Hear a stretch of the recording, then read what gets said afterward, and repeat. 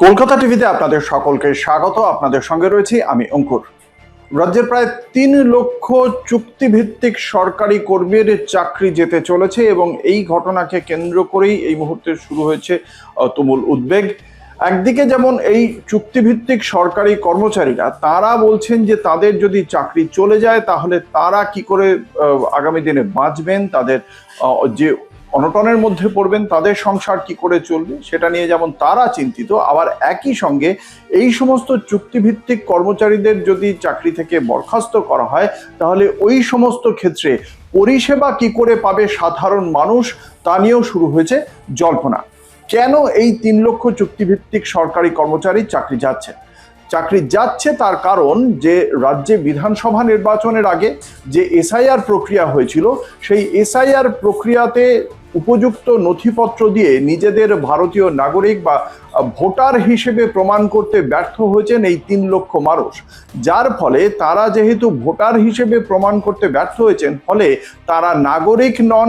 এই কারণে তাদের যে সরকারি চুক্তিভিত্তিক কর্মী ছিলেন তারা সেই জায়গা থেকেও তাদের নাম কাটা যাচ্ছে এবং এই কারণেই তারা পড়েছেন মহা দুশ্চিন্তায়। তারা বলছেন যে তাহলে তাদের জন্য কিছু ব্যবস্থা করা হোক। এই জন্য তারা ইতিমধ্যেই একটি পথে নেমে বিক্ষোভও করেছেন এবং তাদের পক্ষ থেকে কয়েকটি দাবি পেশ করা হয়েছে। শ্রমিক সংগঠনগুলোর পক্ষ থেকে ৩টি দাবি মূলত তারা রেখেছেন। এক, তারা যে প্রকৃত নাগরিক সেইটা যাচাই প্রক্রিয়া সম্পন্ন করার জন্য একটি নির্দিষ্ট এবং স্পষ্ট সময়সীমা নির্ধারণ করা হোক।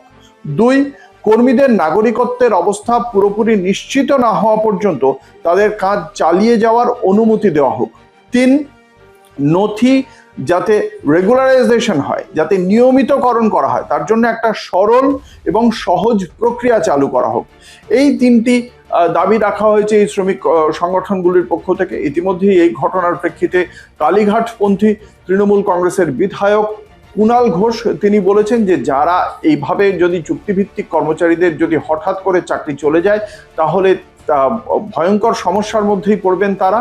সুতরাং তাদের জন্য দ্রুত যাতে তাদের এই বিষয়ে যাচাইকরণ প্রক্রিয়াটা ত্বরান্বিত করা যায় বা অস্থায়ী নিরাপত্তা ব্যবস্থা গ্রহণের জন্য যাতে কোনো পদক্ষেপ করা যায় সেজন্য সরকারের কাছে আবেদন করেছেন তিনি। অন্যদিকে ভারতীয় জনতা পার্টির পক্ষ থেকে বিধায়ক সজল ঘোষ তার বক্তব্য, যদি কেউ নাগরিক না হন তাহলে তার সরকারি কাজ পাওয়ার কোনো যোগ্যতা নেই এবং সেক্ষেত্রে যদি পরিষেবাও থমকে যাক, কিন্তু নাগরিক না হলে কেউ চাকরি পাবেন না। কিন্তু এক্ষেত্রে শাসক বিরোধী এই চাপানুতর থাকবেই, কিন্তু সবচেয়ে বড় কথা এই ৩ লক্ষ মানুষের ভবিষ্যৎ কি হবে তাই নিয়েই তারা এই মুহূর্তে পড়েছেন চরম আতান্তরে।